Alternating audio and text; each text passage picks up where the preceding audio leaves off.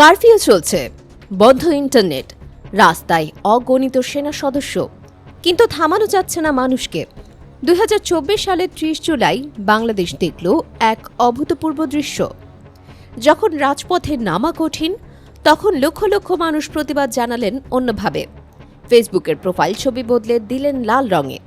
শহীদদের রক্তের রং লাল, সেই লালে ভরে গেল পুরো সামাজিক মাধ্যম। এই দিন শুধু ডিজিটাল প্রতিবাদে সীমাবদ্ধ ছিল না। ঢাকা রিপোর্টস ইউনিটির সাগররুনি মিলনায়তনে বিশিষ্ট নাগরিকরা একত্রিত হয়ে ১১ দফা দাবি পেশ করলেন। দাবিগুলোর মধ্যে ছিল ডিবি হেফাজতে থাকা আন্দোলনের ৬ সমন্বয়ক সহ সকল আটককৃতদের অবিলম্বে নিঃশর্ত মুক্তি এবং জাতিসংঘের তত্ত্বাবধানে নিরপেক্ষ তদন্ত।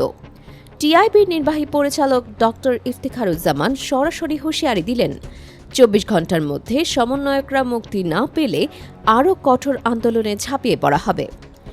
একই দিনে মুখে লাল কাপড় বেঁধে হত্যার বিচার চেয়ে মিছিল বের হল দেশের বিভিন্ন স্থানে।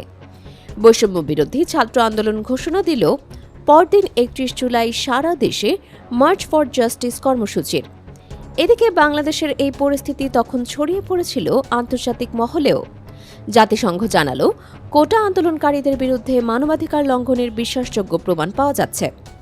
জাতিসংঘ মহাসচিব অ্যান্তনিও গুতেরেস স্বচ্ছ ও নিরপেক্ষ তদন্তের আহ্বান জানালেন। ইউরোপীয় ইউনিয়নের পররাষ্ট্রনীতি প্রধান জোসেফ বোরেল বাংলাদেশে অতিরিক্ত বল প্রয়োগ ও গণগ্রেপ্তারের তীব্র নিন্দা জানালেন। ইউনিসেফ জানালো, বিক্ষোভের সময় কমপক্ষে ৩২ শিশু নিহত হয়েছে। ৩০ জুলাই ছিল এক মোড় পরিবর্তনের দিন।